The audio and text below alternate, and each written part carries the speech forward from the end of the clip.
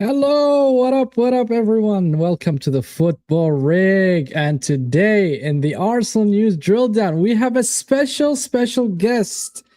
I want you all to round of applause for Waffle Don.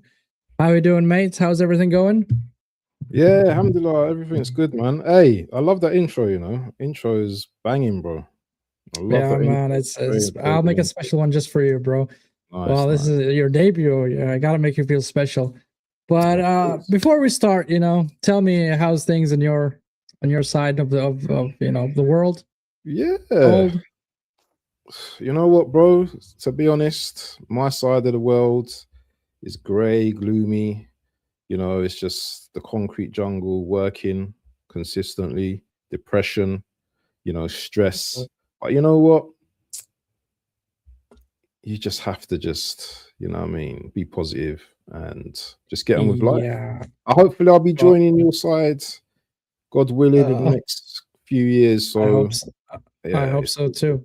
it's all good. Well, we're here to have a therapeutic session and talk, relieve all that pressure, stress, and just to boost of confidence. And you can just breathe out here if you want. It's fine if you throw a tantrum. I'm cool with it. But anyways, so in the Arsenal news drill down today, the reason why I haven't done it in a weekly basis is just I didn't feel the need to, in terms of news that is outgoing from Arsenal, especially that we're playing now in the Premier League, UCL.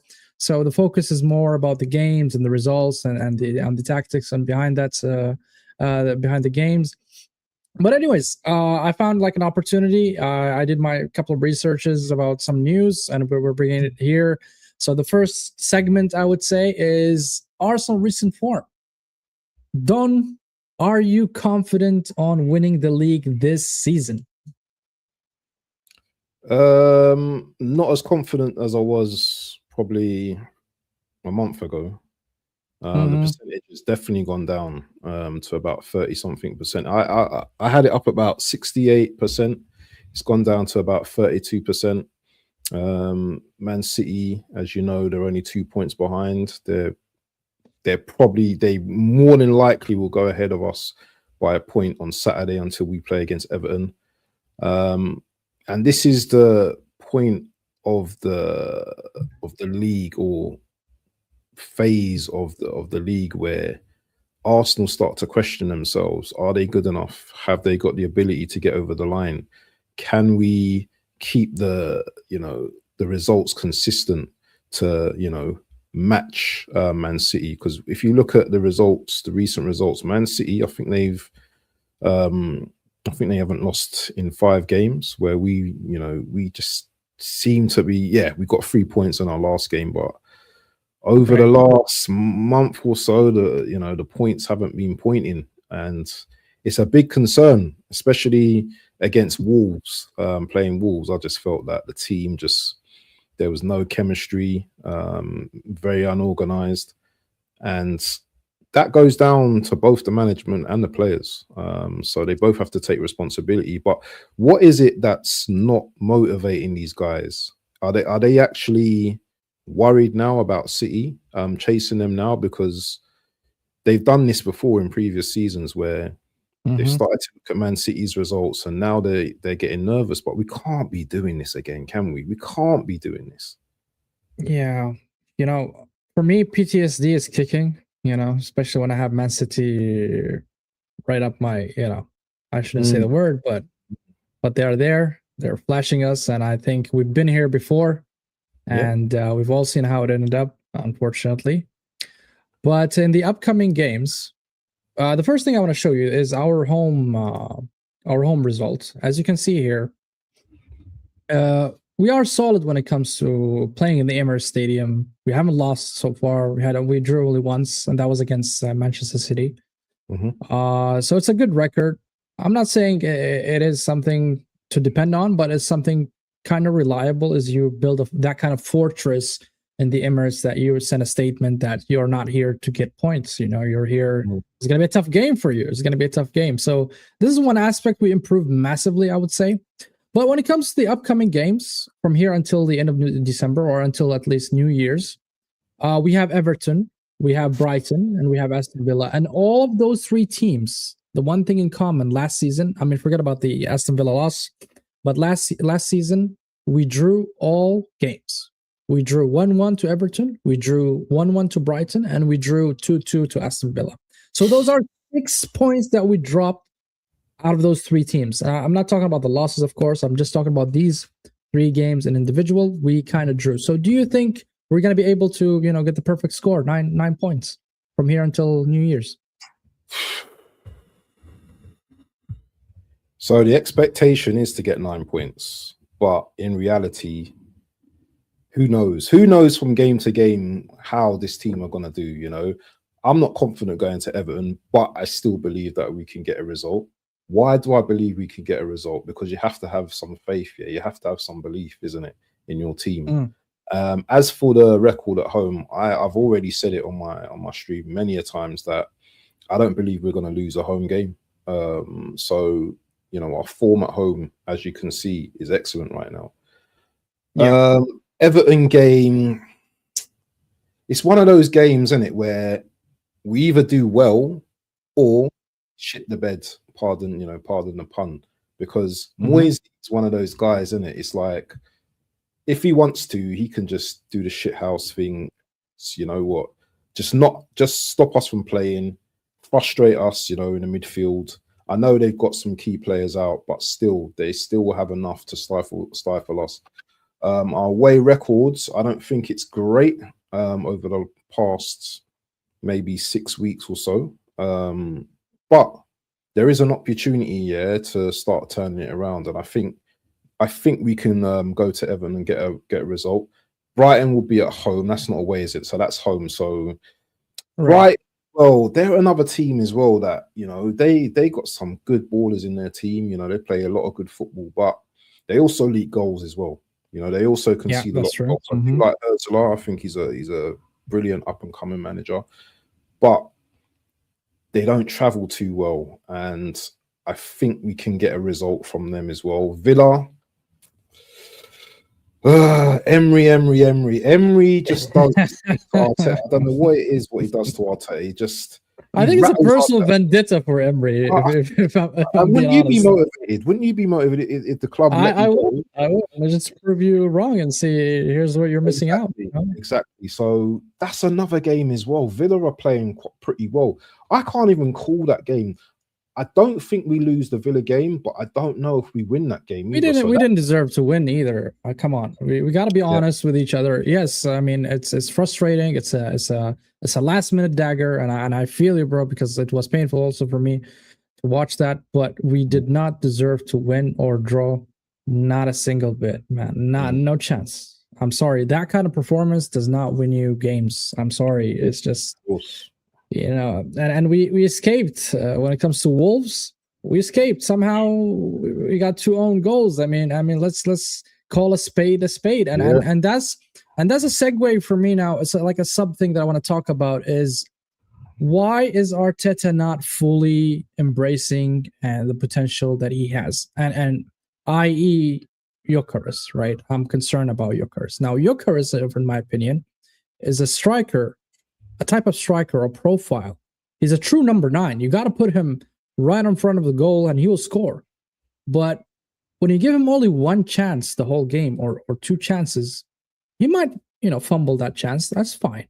But if I look at his adversary, like his competitor, like Haaland, for instance, Haaland gets like 5-6 chances. He might score 1 or 2.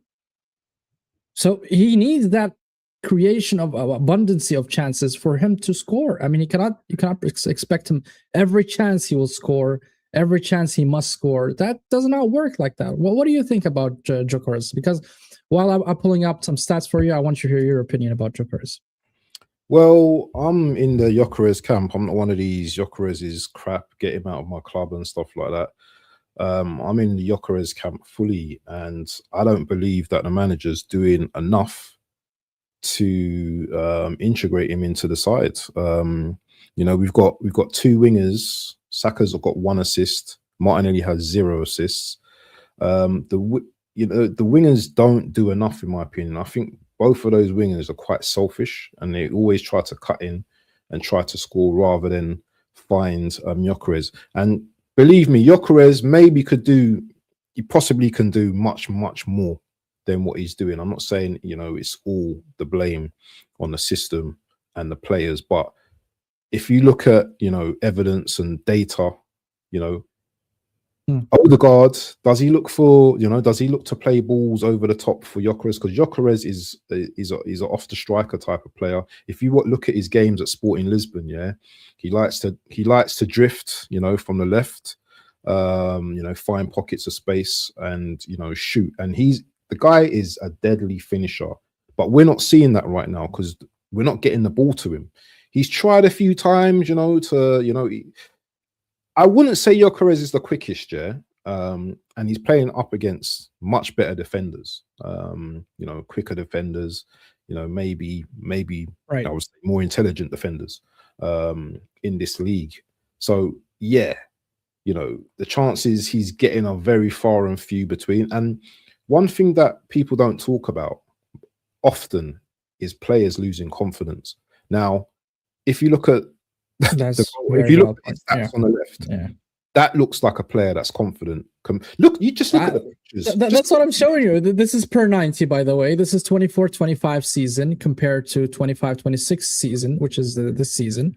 And I'm sorry, the numbers are, I don't know how to describe it. I was excited about Gyökeres. I was like, damn, we're finally getting our number 9 who's going to bag 20-ish goals a season. I haven't seen that since Aubameyang, even though I don't consider Aubameyang to be a top striker. My last striker in Arsenal Football Club was Van Persie, and before that, Thierry Henry. So for me to see Gyökeres coming in and not working out for whatever reason, because I think it's more on Arteta, even though I think it's a factor of things, like you said, the player's not getting the confidence. There's a lot of pressure mounting on him, right? Yeah. Because of the expectation. Arteta's system is not really fully maximizing his output, I would say. And also the players are not used to playing with the number 9. They're used to playing with Gyökeres. They're used to playing with Havertz. They're used to playing with, those type of players who drop deep or fake 9, whatever you want to call them, right? End up outside the box. Yes. It's weird. It's weird for me. A number 9 is just, I'm a classical guy. I want my number 9 to stick in the box, just be in the box, create chances for him, and let him do his thing. And we haven't seen it so far from Gyökeres. And it's also not about Gyökeres only. Also Eze. Has been underwhelming this season. So it's this is where I'm starting now to believe that the system's not working out for every single player. And Arteta is not adapting to the players that he has.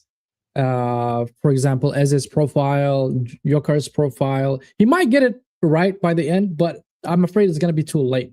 Too late. This is my concern. So I want to hear your thoughts about the matter, about Eze and Gyökeres. Well,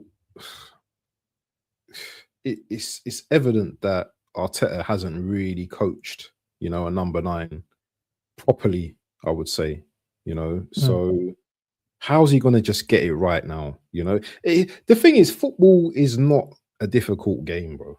You can make it easy or you can make it difficult. And I think he's just overthinking. He's making it difficult. We have Eze. He's a moments player. He's a low touch player where, he doesn't need to be on the ball like Odegaard doing all this twisting and feinting and all that. Eze gets the ball, looks up, where's the pass? That's what Eze likes to do. Odegaard wants to keep hold of the ball. So while the players move in and all that, Odegaard's still got the ball. Oh no, let me check back. And Saka's over there. Let me pass it to Saka. When you play, players like Eze with Trossard and particularly Gyökeres, that combination for me seems to be the best combination. Now, we saw early in the season that, you can't say the teams weren't great that we played against, but you saw that Eze created the chance for Gyökeres when he scored that goal. I think it was one touch from Eze from the left, and Gyökeres was there to finish it. Yeah, that's the type of football we need to be playing. I don't think Odegaard currently suits our system right now. And regardless of whatever we say, I don't. I know. I honestly a mad take, huh? The way but he came back to the team, yeah, and yes, we won against Brentford, yeah. But I just don't feel that. I don't feel that he contributes enough to the team. Now he might do all the running and cardio and all that kind of stuff. Big up to him, but I just don't feel that yesterday's Odegaard is today's Odegaard, and I just don't. You think we have outgrown him? Is that what you're? I think we have. I definitely think we have. I don't think he's that important anymore. And with the Eze thing as well, it's frustrating. But he's our captain. Say that again. He's our captain. How can you say that about our captain? I don't care if he's our captain, bro. Listen, at the end of the day, listen, captain or not, yeah. Listen, okay. I'm a bit older than you, yeah. So I've seen captains at my club, yeah. I've seen the likes of Tony Adams at my club, yeah. Proper leader, yeah. Winner, yeah. In the dressing room, yeah. Listen, blah, blah, blah, whatever, yeah. I've seen that guy, yeah. Fast forward onto 2025, yeah, and we've got this guy doing hair flicks, yeah. This guy who should be our, in your opinion. Yeah, this guy shirks tackles. Who should be our captain? Rice, clearly. Declan Rice. I think it's either Rice or Gabriel Magalhães. I think those two. Yeah, one of those two. I would. The reason why I go for Declan Rice, yeah, because after a game, yeah, you can see that guy when we haven't played well. You can see that he's not happy. Yeah, you can see that he does all the talking on the pitch. So it's either one or him or Gabriel Magalhães. I don't care. But one of those two guys, yeah, I think need to be captain. Right. So my question to you, Don, how do we get from Victor Gyökeres 25-26 to back to Gyökeres 24-25 with these numbers? How do we get there? It's simple. Tweak the system so we play to Gyökeres' strengths. It's simple. It's a simple thing. Yeah. How do you get more subscribers and stuff? Yeah, you have to be consistent. You probably have to bring other people onto your streams. Do you know what I'm saying? You have to do more than your normal kind of thing. You can't just sit there and just you have to build a strategy, yeah, around everything that you do. And I don't think that Arteta's doing enough with Gyökeres. I just feel that he is. Do you know what? Maybe I'm gonna say it a bit harsher, and I'm not gonna say that Arteta doesn't. I'm not gonna say that Arteta probably doesn't want Gyökeres to succeed, but he's setting him up to fail as far as I'm concerned. Because when you're talking about we love Havertz and all that kind of stuff, yeah, what kind of signals are you sending to? What kind of signals are you sending to Gyökeres? You're sending signals that what. But here's what he said. I can bring you here a quote from Arteta. Here's what Arteta said, and I quote: "It took him a while at the beginning because it's a different league, different demands, had no precision, and now he's just starting to get it. Again, some momentum. The goals will come, and we're going to be very pleased with him." Yeah, no, that's what I want to see more of. You know what? I'm happy to see that. But when he's talking about Havertz and we love Havertz and he's identified. What do you want to say? He hates Havertz? Of course he's gonna say we love Havertz. No, but I don't. Yeah, but he can say whoever he loves, bro. Yeah, say you love Gyökeres. It's a PR thing. Say you love Gyökeres, and you know what, Gyökeres, you're gonna bang in the next game. Look, bro, it's like I don't know. Do you have kids? Of course, I got kids, bro. Right. If you have let's say 2 brothers or 2 sisters, you're not gonna say, "Hey, listen, I like X over Y." It's just you gotta love all your kids, even though deep down you might have a favorite, but you cannot say it. What I mean? He's got to tell. I'm just putting this analogy here in particular, just saying that probably Arteta, yes, he wants Havertz back, but he cannot say it out loud. He cannot, say it to the press or to the media that I favor Havertz or Jesus or Yokars. He gotta stay professional and kind of in that domain if it makes any sense. No, but he bring up the quote. Have you got the quote for Havertz? What he said about Havertz? Have you got that quote? Or I could find it for you. Sure, I'll find it. No problem. Yeah, Okay. Yeah. All I'm gonna say is, when your striker's not doing very well, Gyökeres is going through the moment. I don't think that's appropriate to be starting to say that, oh, Havertz, we love him and we can't wait for it. Do you know what? It's fine to want your player to come back into the starting lineup, but it's just, I think the timing of it is a bit wrong for me personally. I think it's a bit. I hear that, especially when the player's not going through, going through a really bad time. When was this actually? This screenshot, was this today or was this recent? It was recent, so within this week. Yeah, very recent, within this week. Yeah, so you know what? It is what it is. I just hope that that, because what's going to happen, when Havertz comes back, I think Gyökeres gets one half or one game, and then Havertz comes back into the team. And then what will happen is, all of a sudden now, Havertz is making the right runs. The ball's going to Havertz. Players are playing to Havertz. I think that's what's going to happen. But the thing is with Havertz, is that his movement is excellent. He's got very good movement, but his finishing is terrible. So we've kind of got he's a shit player, bro. We've got half and half. We've got half and half. We've got a player that can finish. I don't want half measures, bro. We're not in a time to accept half measures. I need somebody who's gonna. We've got half measures, though. We have got half measures. We've got a guy that movement is okay, but he can't finish for shit. And we've got a player that's moving. Bun him. He's not great, but he's a top finisher. And then we've got Jesus. He's got all of that, but he can't score. He says he can't score goals. Yeah, he's got a goal. Do you understand? This is crazy. And then you've got Haaland that can do everything that all three of them can do, and there's no complaints. Hardly any weaknesses in his game. It's crazy, isn't it? Yeah, it is. It is. For a striker to say that out loud is just mental. Do you know how much a week? Do you know how much a week we're paying to have half measures? Probably about $750 a week.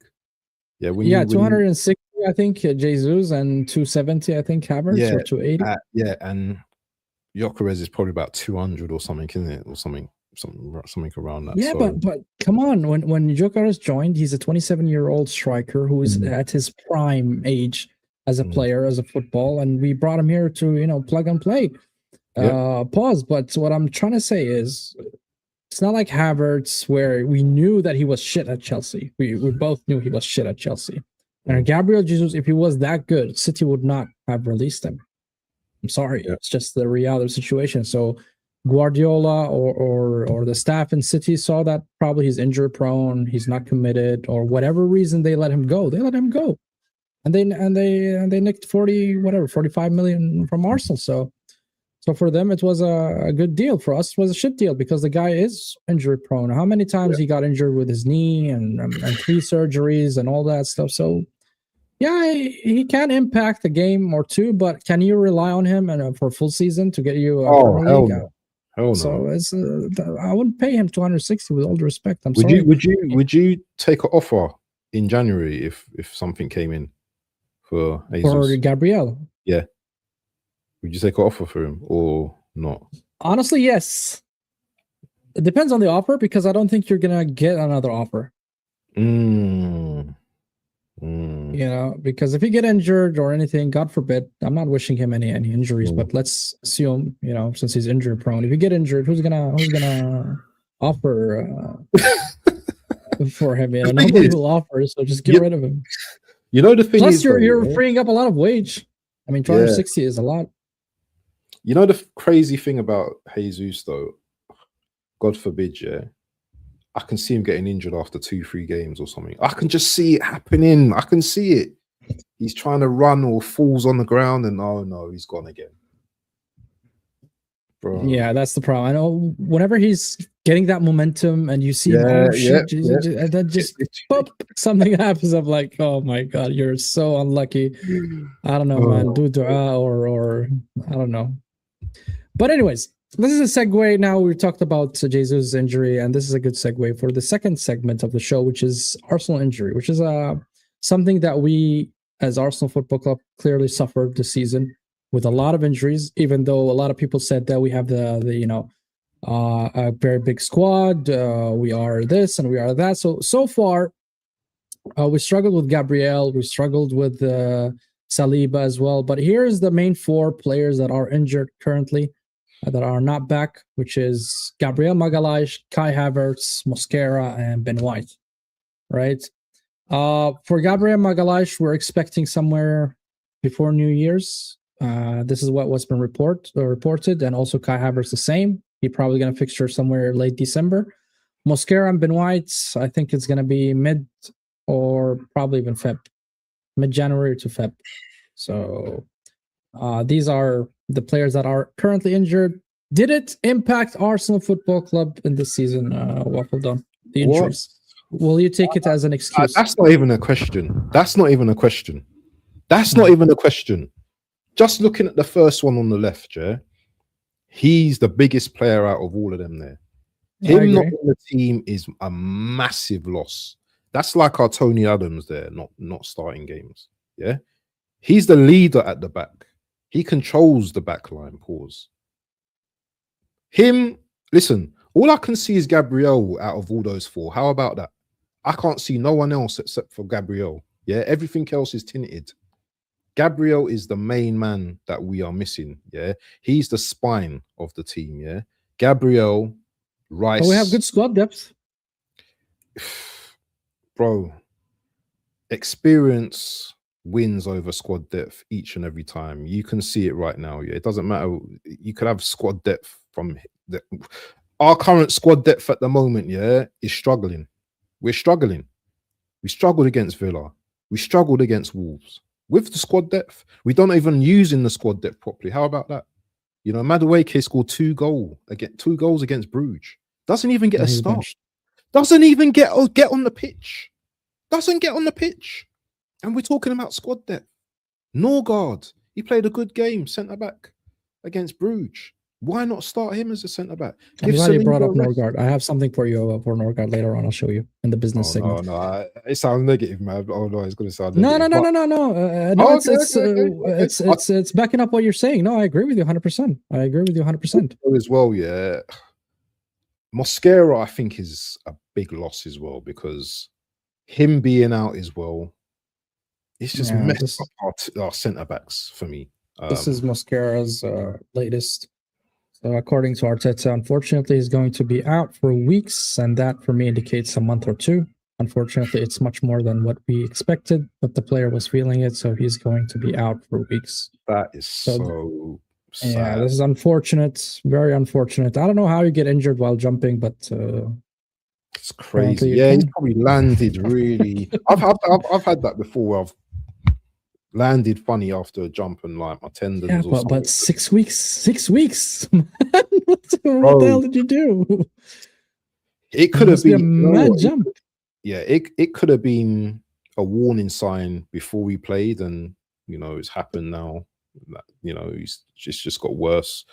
Ben White as well, and he's another issue as well, because now you're going to play Timber all the time. Now? What happens to Timber now? You're going to run him to the ground. That's what's going to happen to Timber. And this is what's crazy with this team, yeah, because yes, we know players have to play consistently, yeah, but don't expect 7 out of 10 performances now from Timber each game, because now he's going to be in the red zone. So don't say Timber's been shit or Timber doesn't look that great today, because he is mentally and physically tired. Yeah, a week for me isn't really going to do anything, because Timber's going to be playing full 90 minutes now. I don't know who's going to come on for him. Yeah, and he's also been playing as a centre back as well. So he's actually being moved around. Yeah, at the back as well. Playing the left as well sometimes. Left as well. So having to keep changing, yeah, that's mentally tiring. You know, positions and stuff like that. Although he's adaptive with all those positions. I just feel that now is not the right time in this critical month to be messing about with players' positions right now. Give a player their position, let them stay in that position, yeah, and let's go and win games. All of this arsing about in positions is just annoying me, bro. Yeah, me and you both. And there's some rumors, I would say, nothing solid yet. I want to stay optimistic on this, but this is what I've seen on Twitter. Zubamendi, he hasn't showed up for training, so that's What? Well, nothing been reported yet, but Is he on holiday or something? He's doing work elsewhere. What does that mean? Like he said, he was doing work at what? Is he a bricklayer or he's an IT guy? Or what's the work he's doing, man? I don't know if he's been training a solo or something like that. I have no clue. But he hasn't showed up to the training, so that kind of raises flags because it raises also the concern about our squad depth. But we don't have the squad depth when it comes to the central midfield. We don't have a replacement for Zubamendi. We don't have a replacement for Rice, right? A very good midfielder. I mean, you have Marino and you have Norgard, basically. Those are the players that you have on your bench.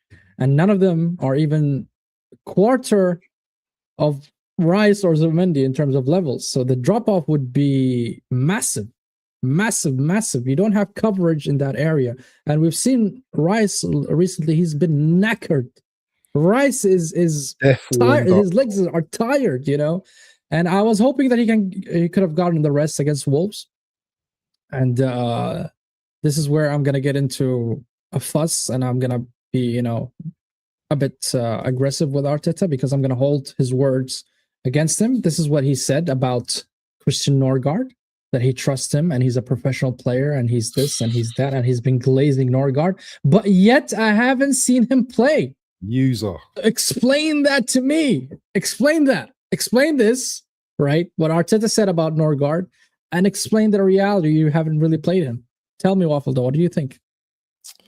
Listen, Arteta can say what the hell he wants, yeah. This guy is an absolute narcissist, yeah. And whoever's watching this, big up to Dr. S in the building, Jeffrey, and anyone that's coming to the stream as well, yeah. Man like Charles87. Big up to all the chat as well, yeah. We can probably get to the comments a bit later, but yeah. 14 minutes, bro. This guy, 14 minutes. Yeah, this guy does not trust Norgard whatsoever, yeah. The way he's treated him all season, yeah, he's an absolute don't get me started. Please don't wind me up. Don't wind me up today. Yeah, because I don't rate Norgard like that, yeah. I personally don't rate him, but we've got a squad depth, yeah. So we have to use it, and it was pretty impressive against Bruges. Yeah, people can say Bruges this, Bruges that, but whatever, yeah. But we need players to get game time, yeah. And then when he does get the game time and he's forced and thrown into a lion's den, yeah, then we start to see all these mistakes and, what's happening? If we're going to buy a player, at least use them. We done the same. Look, Sterling was crap, yeah, last season. We know this year. But why did we bother getting him in the first place? And yeah, he was utterly crap, yeah. Yeah, but Norgard is one of them players, yeah. I think he can do a job for us, yeah. He's a no frills player, he does what it says on the tin, yeah. That's all. And that's what we need right now. We need players, yeah, that do what they say on the tin, rather than, I didn't know those ingredients were in that tin because it smells of ass. We need players, yeah, that are able to do the functional basics, yeah. And rotate, that's the most important thing. Rotate your players, because Rice, he cannot play every single game for England and the Arsenal Football Club. Same for Zubamendi. Otherwise, the repercussions will be severe later on the season. I'm serious about it. I want to get into this Charles guy who was asking me here. Even after Berta played his cards so hard in the summer, unsustainable, to be honest. Well, I would say Berta done his part. Now it's on Arteta, I'll be honest. That would be my response to this. What's unsustainable, though? What does that mean? I'm not sure what he meant by it. Somewhat unsustainable, to be honest. What do you mean by unsustainable, Charles? And here he said, question about the title title race against our City title race, where Aguero moment, there has been a victory close moment to win or loss. The first title, we will not walk right into it. Is it right? Well, I think it's going to be tight between us and City. I don't think City will fall off, and I don't think we will fall off far away from the top. I think it's going to be a very close, competition between us and City. Maybe they will get it, maybe we will do it, and it's going to be fine margins between us, I think. That would be my response. The thing is, though, yeah, when you look at the 2004 team to this team, yeah, I don't think there's any comparison in terms of quality. Just look at one player, Thierry Henry, yeah, he eats up all of the strikers that we have in one go. Yeah. The likes of Vieira, Petit, all these players were fantastic players.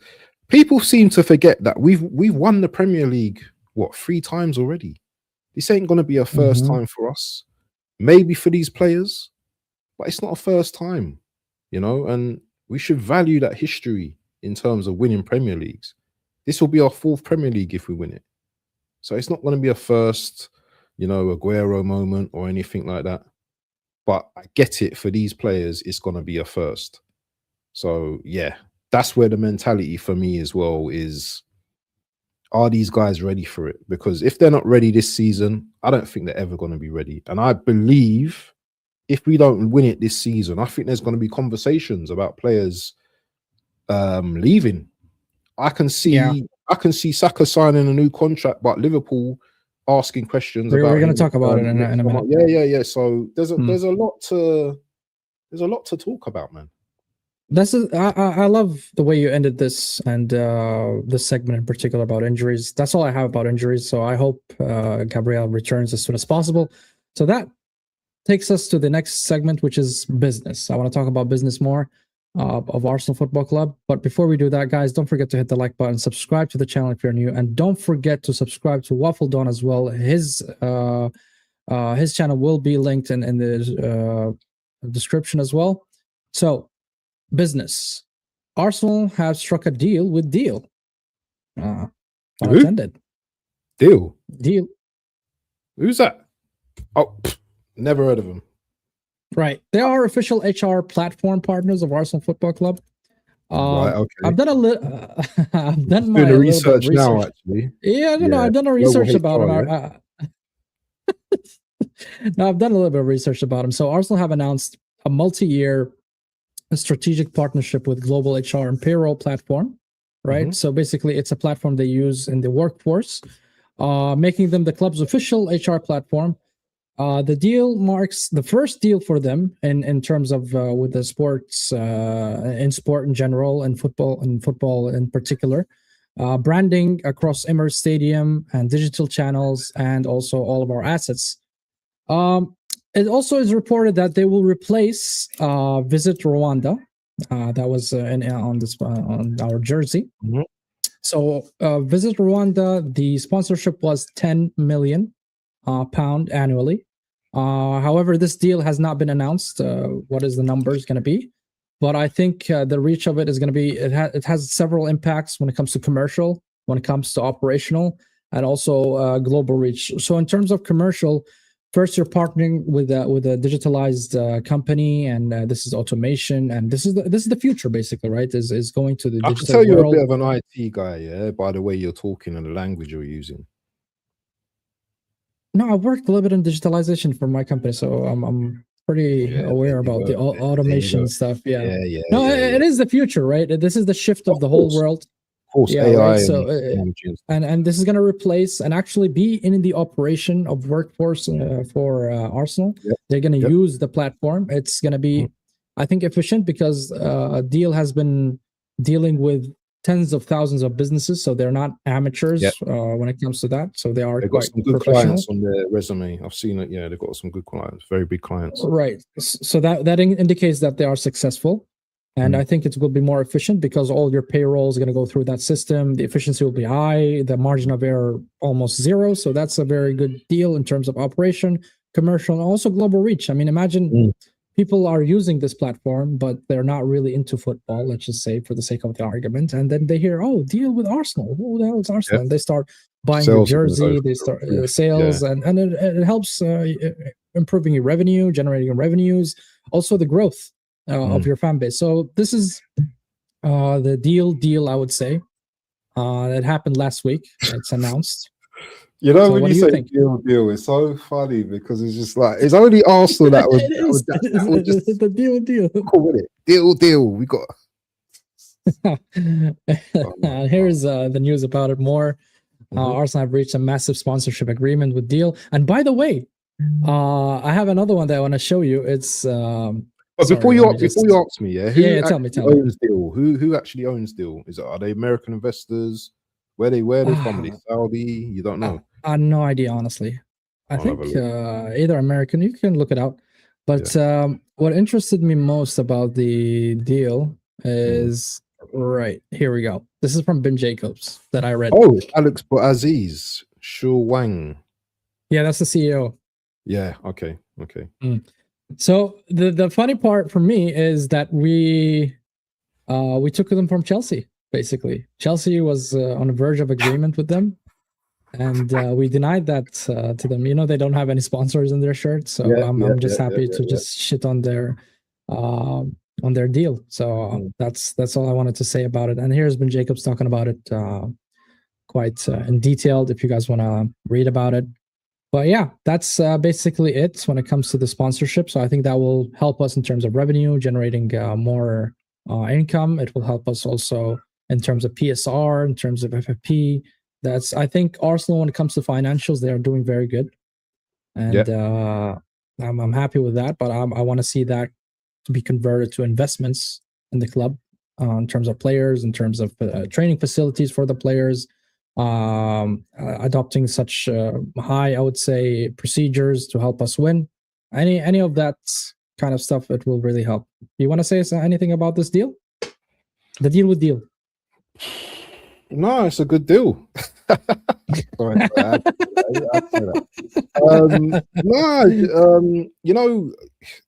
we have these shows, and these streams, but no one really actually talks about business. It's all, operational on the pitch and Arteta and the players and all that kind of stuff. But when you look at the back end and you look at the infrastructure and the business side, football is a big business now, isn't it? Football is all about business now.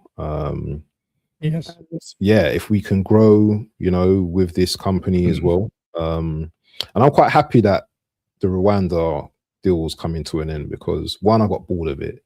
And what did it actually mean? What did visit Rwanda? Because I've never been to Rwanda. Have you been to Rwanda before? For me personally, it means 10 million per year for Arsenal. That's it. I don't know anything about Rwanda. I heard there's some. I mean, I don't want to talk about politics here, but I think there's a sensitive thing here. But I honestly, I just read about it, but I am not interested in that. But it looks like a beautiful country, place. It looks like a beautiful place anyway. Like I think Sagna and can't remember who else went over there. But anyway, that's sidestepping. No, the deal's good. But as I was saying, that business now is about automation, fast, processing, and just HR as well is massive in the world today, and it's all about people, HR, managing people. How do you manage people? And we now that AI is taking over at this moment. It's not going to take over every single job like people are kind of scared over, but the fundamentals are there, the machine learning and the stuff like that as well, which it's quite technical speak as well. But no, I think it's a good, every time I'm going to say it, I think it's a good deal. It's a good deal to have Deel. I think it's cool. And I'm looking forward to our next motto, and I like the logo as well. It's just simple, isn't it? Yeah. But that will allows us to more invest in the football club. Speaking of business, And this is the first investment that I'm kind of skeptical about, is the renewal of Saka. 300K a week. Ooh. Right? And I'll be honest, I love Saka. I genuinely love the player. I think he's been phenomenal for Arsenal Football Club. But is he worth 300K a week, according to his latest form, in your opinion?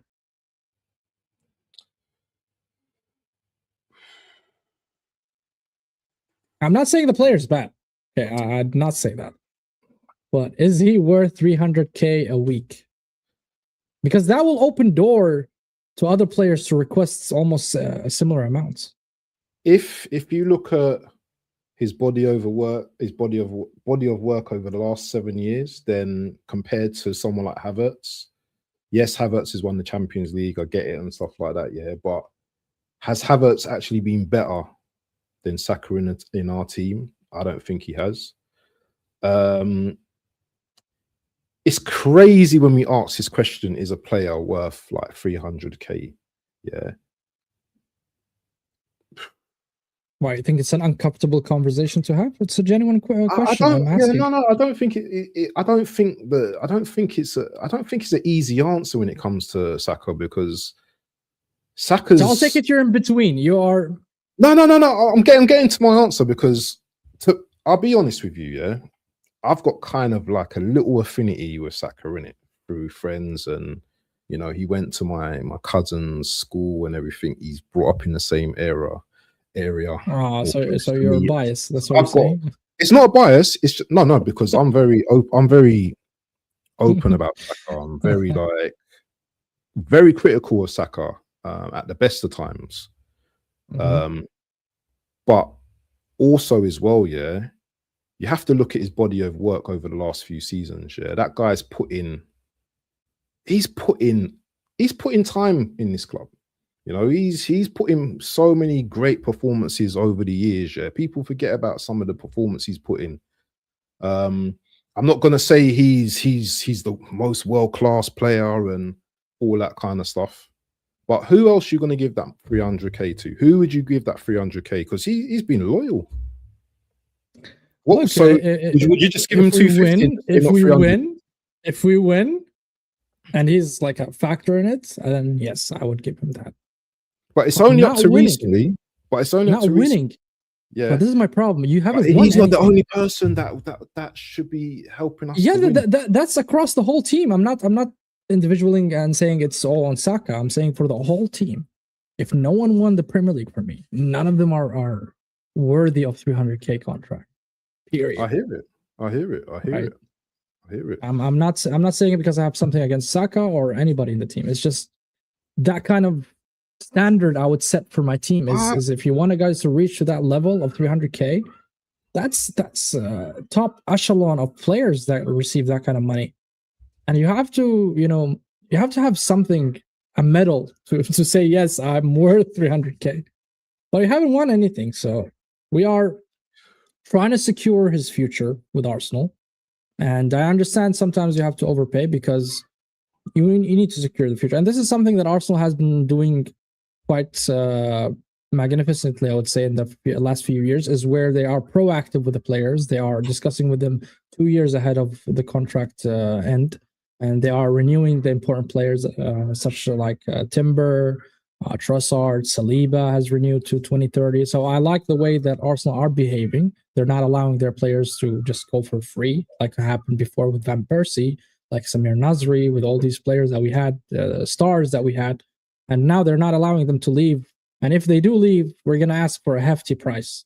Like if Saka decides to leave, we're going to ask for 120 plus, probably, I would say. And I'm happy with that. But looking at it from financials, and for me, 300K is just too much. It's just too much. Because how much would you pay him then? Because isn't he on 230, 40 already? He's on quite a bit of money already, isn't he? On his current contract. Let's check it out. Saka salary. Because if he's on 200 and something already, he's on 195. 195. Yeah. I would give him 250, 260, 280 maybe, max. Because where do you go from 300? You got to give him 350 or 400. It's true. That's Salah wages. Once you get up to that's Salah's wages. Yes, you're right. That's Salah's so you have to be winning stuff at that point. But Salah got 2 Prems in 1 Champions League, bro. Come on, let's be honest. So Salah has delivered for Liverpool, especially last season. I mean, for me, Salah was a key player. Let me give you a scenario then. Okay. Scenario. We give him 300k and we win the Premier League this season. Is that money justified then? Yes. So that's what it's going to be then, isn't it? We have to win, because if we don't, then the money's not justified. So those are the 2 options, yeah. Yeah. Okay, so yeah. Do you know what? For me, I'll just answer it. Just give him the 300k, man. I don't care. Give it to him. Just give it to him. But I hear what you're saying about other players, yeah. But Saka's been one of our best players, yeah. Again, I totally agree with you. 100%, I agree with you. I'm not winning anything, and that goes down to the manager as well. That's it. Then sack the whole manager. You know what I mean? But anyways, it is what it is. In other also news in terms of extension and contracts, this young lad is going to sign a professional contract when he hits 17 years old. So that's next August. So that's good. I just want to touch base on the academy. I'm so happy with how the academy is working. Last week, was it? Or last 2 weeks, we signed the Ecuadorian twins. Yeah. And from what I understand, they are talented and all. I don't know the players per se. I'm not gonna pretend that I watch them or anything like that. But the way that we are behaving in terms with Per Mertesacker and Berta, it's very good to see that we are secure in the future. Investing also in the youth. We've seen Max Dauman. We've seen now this guy also Salman. And a lot of players are going to come from the Skelly as well. Saka is an academy player. So Hales End has been producing really, really good talents in the last, I would say, a couple of years. So I'm very, very happy with that kind of investments in the club. And I think we should continue. I think we should continue in the same way. And I think eventually we're going to have really a bunch of good players that are very loyal to you, because you rarely see somebody who's, growing up in the club want to leave. It's a rarity to me, at least. But now we're talking business. Forget about the youth. I mean, what do you think of the youth? You want to say anything about the youth team or the investments? Do you know what?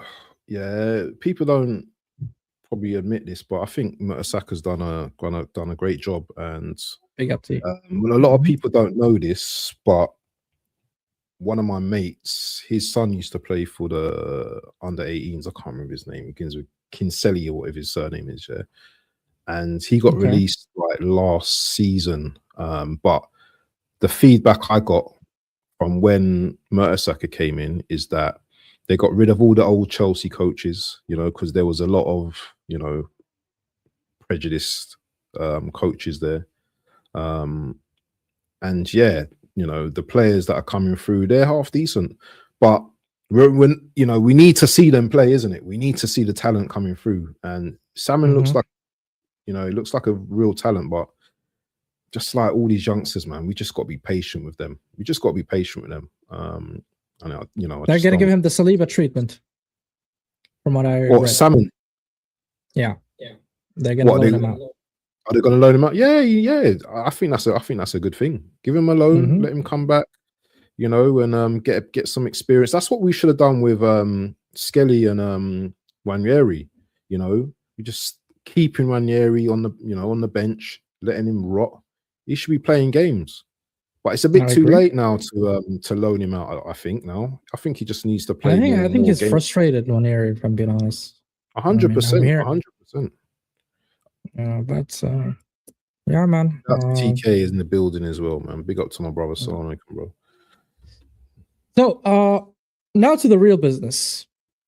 Left winger, right? So Arsenal are aiming for a left winger, and I think that's the most, I would say, need that Arsenal really need to address is the left wing. I think we have a solid striker. I think we have a good right winger. I think we have a very good midfield as well. Defensively, no need to talk about defense and goalkeeper. Left wing, I struggle with Martinelli. I struggle with even Trossard. Even though Trossard have double-digit GA, but still, I think we need a massive improvement. So there are 3 players that Arsenal are aiming, and I want your opinion. So I'm going to bring up the first one, which is Semenyo.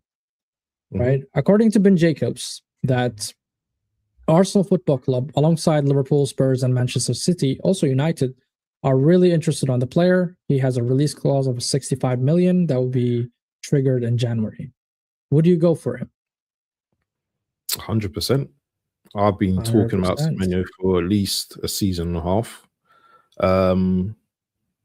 Definitely. You know, the chat went down a little bit quiet about him because he wasn't really, you know, he hasn't been performing lately. He hasn't been performing as of late, but I wouldn't say that the team as in general have been performing, but you know, he got a goal against Man United the other day.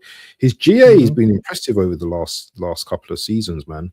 The only concern I have here is stepping up to a big club, you know, where, you know, everything's different. Look at Eze, you know, he stepped up to Arsenal and, you know, he's finding it difficult to, you know, get a flow, you know, in the team. I know he got a hat trick and, you know, assist to Martinelli and stuff like that. Is cement, because we want a left winger that's going to come in and hit the ground running. We don't want someone that, oh, we've got to take time with you. Yeah, he's Premier League League proven. We understand that as well. For me, it's either him. I don't mind if we get somebody from outside the Premier League. I mean, that's not a metric for me. Yeah, Yildiz is my guy, man. I've been wanting Yildiz or Conceição. Man, you're spoiling the beans, bro. Just chill out, bro. I need listen. Look, this is look. This is the next 2, right? Yildiz and Gordon. I thought get. I do not want Gordon, bro. I don't want him, man. I don't want that guy. No. But for a price tag, okay, let's you know, compare them, right? Now, first of all, the price tag. I think Gordon will be almost similar to Semenyo in terms of asking price. I think, right? Yildiz is going to be around 100 mil. However, his renewal, yes, they're asking 100 mil. So the negotiation for his renewal of the contract with Juventus has been stalled with his super agent Mendes, and I think they are exploring the options. And I think one of the genuine interests that from the teams are from Arsenal, and these have been consistently. We've been reading this kind of news. So, who would you sign from those 3? Yildiz, taking consideration also the price, profile, age if you want, output. Gordon and Semenyo. Well, take Gordon off the list because I'm definitely not signing him. If I'm going with my preferred, it'll probably be Yildiz because I do like this baller. I watch Turkey games regularly. He's brilliant for Turkey as well. Turkey, if you want to say the name properly. I think Yildiz is a brilliant talent. I think he's got the highest ceiling. Obviously, he's got the highest ceiling than Semenyo as well. Semenyo is, I think, 25, gonna be 20 soon, next year, whenever. Yildiz is, for me, I'm going to be getting up on my seat, just put it that way, watching Yildiz. But Semenyo as well. When the Semenyo runs, he's like a bully, innit? He just barges people out the way. He's just a really, really good player, you know. And it's about needs, must. Yeah. I think the chat should actually tell us who they would. Yeah, I want to hear that from the chat as well. Most of them. I want Yildiz, innit? I fell off the Semenyo train personally not too long ago, but for me it's got to be Yildiz because I just feel that he fits into the side perfectly. He's very flat. He's got a great flair. He's got a good shot on him. He's a very, very good player.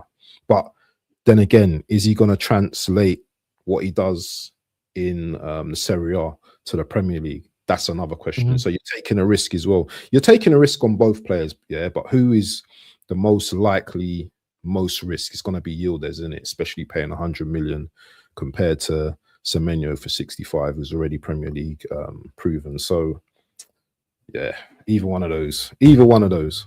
Look at me sitting on the fence. I'm sitting on the fence. But Yildiz is my guy. You haven't asked me who I want. Oh, sorry. Yeah. Who do you want, Mr. Sammy? None. What? Did you say none? None. If I'm gonna spend 100 mil, then I would rather spend it on Rodrigo. Or Rafael Leao. Okay. Okay. You know, these are the options for me. I mean, Leao or Rodrigo. I think one of those two will. Is Rodrigo worth 100 mil now? No, I think the asking price is around 80 million euro. I thought it was slashed down to 50 with Rodrigo. I'm not sure really what the latest price tag, but from what I recall, it was 80 million euro. But regardless, even if it's less, 70, 60, I think Rodrigo would be a better option for Arsenal. Yeah, listen, I'll take Rodrigo. I don't know about Leao though. I'm not too sure about Leao. Leao's a very, very good player, but is he consistent with it? I'm not too sure. But yeah, he's a solid player. Yeah, he's even Godfrey. So the price is okay, 65 million for Leao and 70 or 60 for Rodrigo. I think I would go for one of them, but we'll see. Malik Fofana also around as well. AFC said is Dr. S as well said. Malik Fofana. I don't want to experience I don't want to tinker with first teamer. I mean, man, I want somebody who's gonna hit the ground running. I want somebody who's gonna join the team and he's gonna be a starter. I'm sick. There's no one in the Premier League that, apart from Semenyo, that a left winger. Yeah, I can't think of anyone. What about that Tyler Diblin? Is he left? Or is it no? No. I can't think of anyone. I don't see any left winger in the Premier League, to be honest. That will be better than Trossard, for example. Yeah, because the player's got to be better than Trossard, isn't it? Or at least. Yes, absolutely. Yeah, I need an upgrade. Yeah. Yes, I need an upgrade. Absolutely. And that's it. Basically, that's the whole Arsenal news for the week.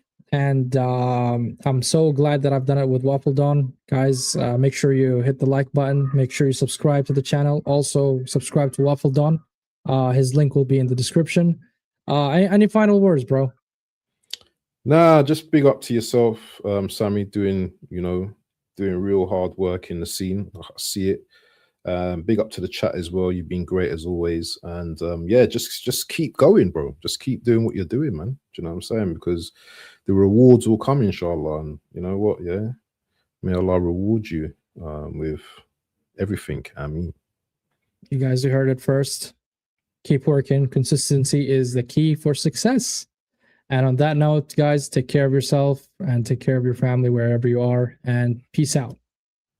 Big up.